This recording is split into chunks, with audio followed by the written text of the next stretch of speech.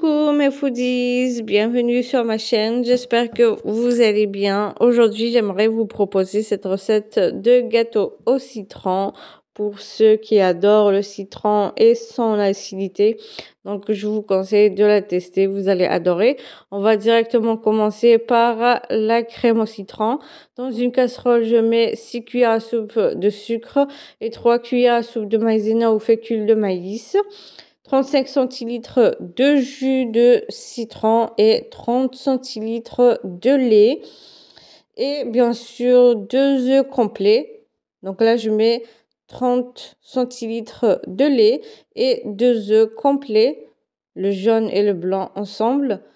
Et puis, on va bien mélanger avec le fouet au froid d'abord pour que le sucre et la maïzena ne restent pas au fond de la casserole. Et on va mettre le zeste de citron et directement, on va mettre sur le feu très doux pour que la maïzena puisse cuire et qu'on ne sente pas la maïzena, le goût de la maïzena quand on mange donc le gâteau. On va fouetter jusqu'à épaississement de la pâte. Faut pas arrêter de mélanger jusqu'à sentir que la crème commence à s'épaissir. Vous retirez du feu et vous ajoutez une cuillère à soupe de beurre et vous le mélangez. Vous laissez de côté. Bien sûr, il faudra couvrir avec un papier sulfurisé en contact avec la crème. En attendant, donc, on va préparer la génoise. J'ai mis dans le récipient 6 jaunes d'œufs et 40 grammes de sucre avec le zeste d'un citron. Et on va ajouter environ 80 grammes d'huile. On mélange bien. Puis, en même temps, on va mettre donc 6 blancs d'œufs. On les fouette jusqu'à que ça commence à se former comme ça. Et on ajoute 40 grammes de sucre. On continue à mélanger jusqu'à avoir une bonne meringue. Et puis dans le récipient où on avait fait donc les jaunes d'œufs et le sucre, on met la farine, environ 150 grammes et 10 grammes de levure chimique. On mélange. Bien sûr, à un moment, vous aurez un petit peu du mal à mélanger puisqu'avec la farine, ça va quand même un petit peu durcir. Mais essayez de prendre une cuillère, vous mélangez avec. Et si vous voyez que vous avez du mal à mélanger, donc avant de continuer avec la farine, j'ai une astuce. Vous mettez un petit peu de blanc de la meringue qu'on a montée tout à l'heure. Vous mettez un petit peu et vous mélangez correctement. Ça va adoucir la pâte et vous continuez à mettre la farine. Donc moi, il me restait juste un petit peu et je l'ai ajouté. Donc ici, on mélange bien, puis on ajoutera le restant de la meringue. Et bien sûr, il faudra vraiment mélanger délicatement avec la spatule ou le fouet pour ne pas casser trop les jaunes et les blancs qu'on a montés. C'est ce qui fera que la génoise sera moelleuse et aérée.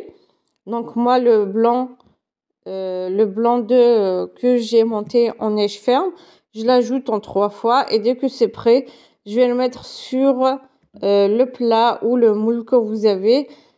J'ai mis du papier cuisson pour ne pas que ça colle et je mets au four pendant 15 minutes.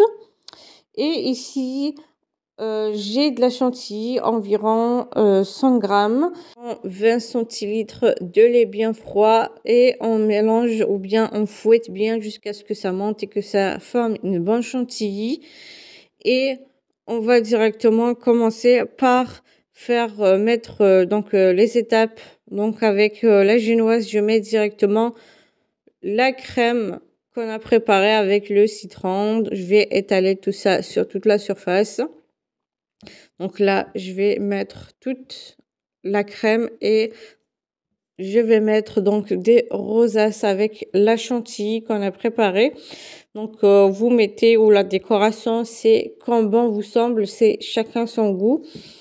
Chaque personne comment ou va mettre la décoration qu'elle voudra.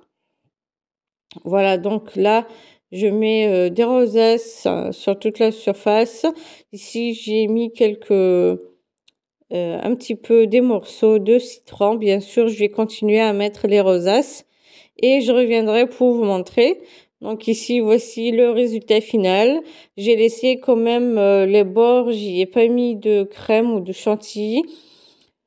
Voilà, donc ici, je vais couper pour vous montrer comment c'est avec la génoise. Donc c'est très bon surtout avec du bon café ou du lait. Il y en a qui prennent le café seul ou le lait seul, c'est quand vous voulez.